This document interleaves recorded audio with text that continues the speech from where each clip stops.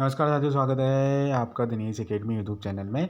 तो आज के इस वीडियो में हम ज्योग्राफी से कुछ वन लाइनर क्वेश्चनों को देखने वाले हैं। तो शुरू कर लेते हैं आज का ये वीडियो। तो सबसे पहला जो प्रश्न है कि केंद्र शासित प्रदेश अंडमान निकोबार द्वीप समूह की राजधानी पोर्ट ब्लेयर किस द्वीप पर स्थित है? तो यह है दक्षिण अंडमान पर। उसके बाद दूसरा प्रश्न है कि कौन सा राज्य उत्तरी पूर्वी राज्य की 7 बहनों का भाग नहीं है? तो ये है हमारा सिक्किम और पश्चिम बंगाल। उसके बाद तीसरा जो प्रश्न है, कौन सा महत्वपूर्ण अक्षांश भारत को 2 भागों में बांटता है? तो ये बांटता है हमारा 23 डिग्री 3 उत्तरी अक्षांश। उसके बाद चौथा प्रश्न है कि उत्तर भारत में उप हिमालय क्षेत्र के सारे फैले समतल मैदान क्या कहलाते हैं?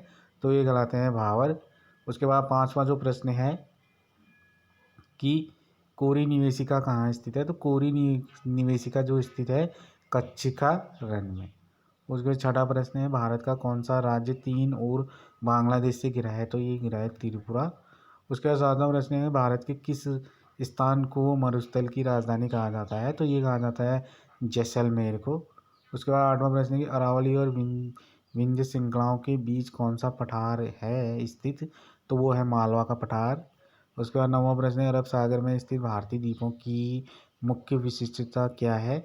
तो ये सभी द्वीप प्रवाल उद्गम के हैं। उसके बाद 10वां प्रश्न है, मैकाल का पठार भारत के किस राज्य में स्थित है? तो ये हमारा छत्तीसगढ़ में। उसके बाद 11वां प्रश्न है, छोटा नागपुर किसका नाम है? तो छोटा नागपुर जो है रांची के पठार का। उसके बाद 12वां प्रश्न है कि इंदिरा पॉइंट भूमध्य रेखा से कितनी दूर है? तो इंदिरा पॉइंट जो भूमध्य रेखा से दूर है वो है 876 किमी। उसके बाद 13वां प्रश्न है कि भारत और चीन की सीमा रेखा को स्पर्श करने वाले भारतीय राज्य कौन से हैं? तो भारत और चीन की सीमा रेखा को स्पर्श करने वाले जो भारतीय राज्य हैं वो है अरुणाचल प्रदेश, नागालैंड, मणिपुर एवं मिजोरम। उसके बाद 14वां प्रश्न है कि दक्षिण भारत की सबसे ऊंची चोटी कौन सी है? तो दक्षिण भारत की सबसे ऊंची चोटी है अन्नाईमुडी। उसके बाद 15वां प्रश्न है कि सर्वप्रथम इंडिया शब्द का प्रयोग भारत के किस लिए भाषा में किया गया, यानी कि सर्वप्रथम इंडिया शब्द का प्रयोग भारत के लिए किस भाषा में किया गया था? तो ये किया गया था ग्रीक भाषा में। उसके बाद 16वां प्रश्न है कि प्राचीन भारतीय भौगोलिक मान्यता के अनुसार भारत किस द्वीप का अंग था? तो ये था जम्बू द्वीप का।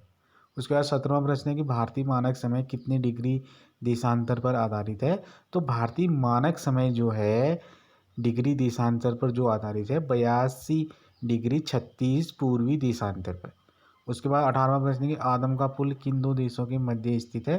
तो आदम का जो पुल स्थित है वो है बैरन एवं नारकोंडम द्वीप पर।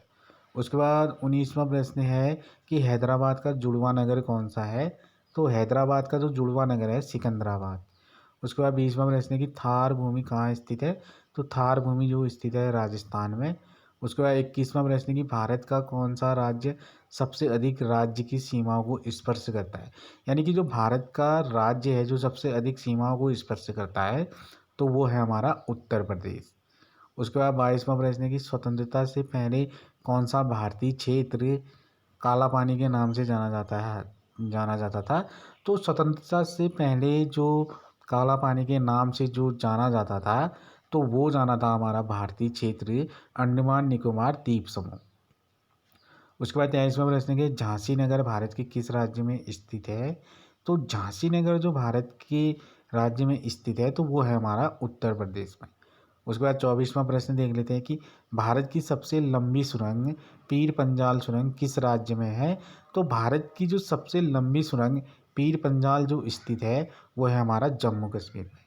तो इस वीडियो का लास्ट प्रश्न देख लेते हैं कि भारत और पाकिस्तान के बीच सीमा रेखा का निर्धारण किसने किया था? तो भारत और पाकिस्तान के बीच जो सीमा रेखा का निर्धारण किया गया था तो ये वो किया गया था हमारा सर जॉन रेडक्लिफ ने।